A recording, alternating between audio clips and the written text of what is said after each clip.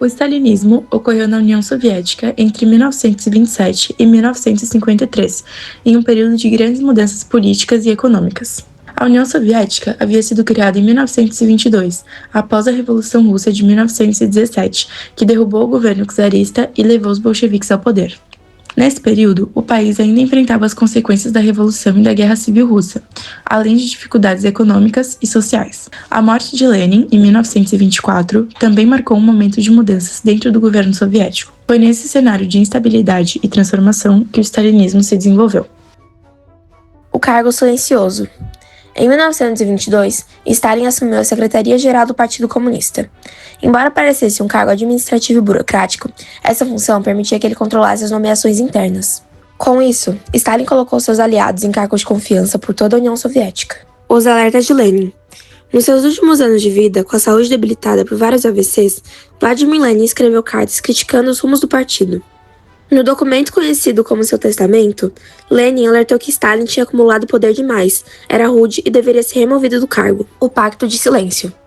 Quando Lenin morreu em janeiro de 1924, o Comitê Central do Partido decidiu não publicar o testamento para evitar divisões internas. Stalin se uniu temporariamente a outros líderes importantes, Zinoviev e Kamenev, e conseguiu manter seu cargo. Com a morte de Lenin, começou uma disputa pelo controle do país e pelos rumos da revolução.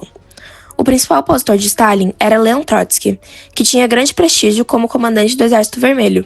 O debate se dividiu em duas visões. A tese de Trotsky, Revolução Permanente, defendia que a União Soviética não conseguia sobreviver isolada econômica e politicamente. Para ele, era necessário incentivar e financiar revoluções operárias em outros países industrializados da Europa. A tese de Stalin, Socialismo em um só país, argumentava que o país estava esgotado após anos de Primeira Guerra Mundial e Guerra Civil. Stalin propunha focar todos os recursos e esforços na industrialização na defesa da própria União Soviética, antes de tentar expandir o movimento. Essa proposta ficou mais realista e patriótica, ganhou o apoio da maioria dos membros do partido. Stalin consolidou seu poder eliminando a concorrência interna por etapas, usando a própria estrutura do partido. Isolamento da esquerda. Primeiro, Stalin se aliou à ala moderna do partido para enfraquecer e criticar o grupo da esquerda, liderado por Trotsky, Zinoviev e Kamenev. Em 1927, os três foram acusados de quebrar a unidade do partido e acabaram expulsos. Em 1929, Trotsky foi exilado do país. Isolamento da direita. Depois que a esquerda foi derrotada, Stalin mudou sua estratégia. Ele atacou seus antigos aliados moderados, como Nikolai Bukharin, que defendiam concessões de mercado na agricultura. Stalin acusou esse grupo de ser brando demais e retirou todos eles dos cargos de liderança do Estado. O stalinismo se consolidou na prática quando Lenin mudou completamente o funcionamento econômico e social da União Soviética. Fim da NEP. O governo acabou com a nova política econômica criada por Lenin, que permitia pequenos comércios e propriedades privadas para a economia respirar. Planos quinquenais.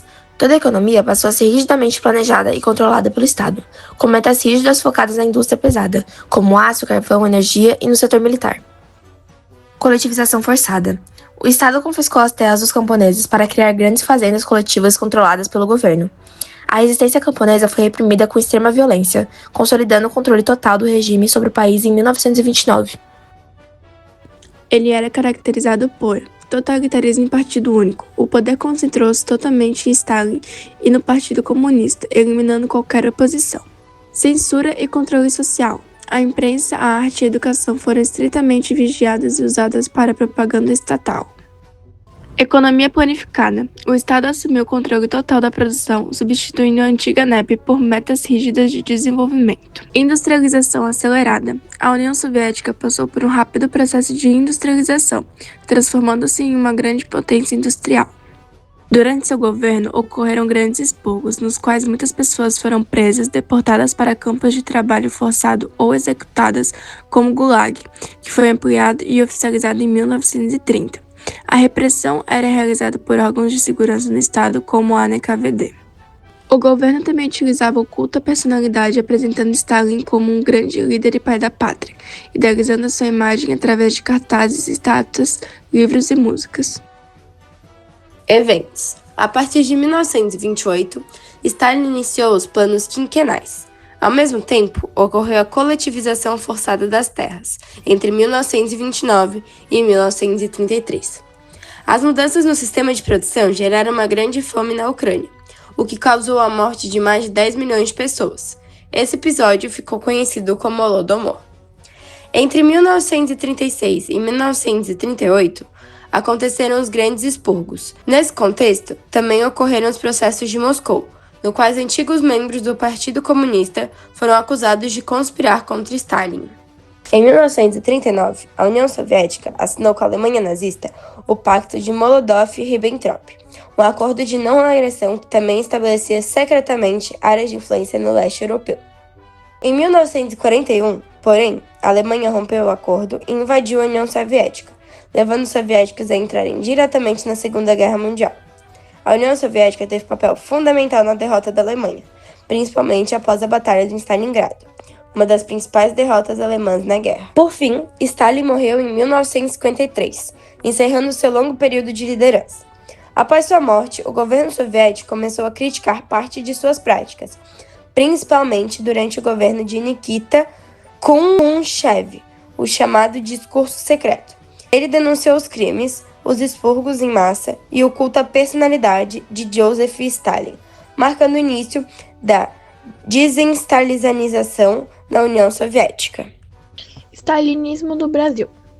No Brasil não existia um governo stalinista. O que houve foi a influência das ideias comunistas soviéticas sobre grupos brasileiros, principalmente o Partido Comunista Brasileiro, PCB. Um dos principais acontecimentos foi a intentona comunista de 1935, uma tentativa de revolta contra o governo de Getúlio Vargas, liderada por setores ligados ao PCB e por Luiz Carlos Prestes. A revolta foi derrotada e, depois disso, o governo Vargas intensificou a perseguição e a prisão de comunistas. Por que é caracterizado como extrema-esquerda? O stalinismo é considerado uma corrente da extrema-esquerda por defender uma transformação radical na sociedade baseada nos princípios do socialismo e na forte intervenção do Estado na economia. Durante o governo de Joseph Stalin, na União Soviética, o Estado passou a controlar praticamente toda a economia. Com o fim da propriedade privada dos meios de produção, a coletivização das terras e a implantação de uma economia planejada. Além disso, o regime era caracterizado pelo Partido Único, pela ausência de liberdade política, pela censura e pela forte repressão aos opositores. Assim, apesar de se apresentar como uma forma de construir uma sociedade socialista, o stalinismo ficou marcado pela concentração de poder nas mãos de Stalin e pelo autoritarismo.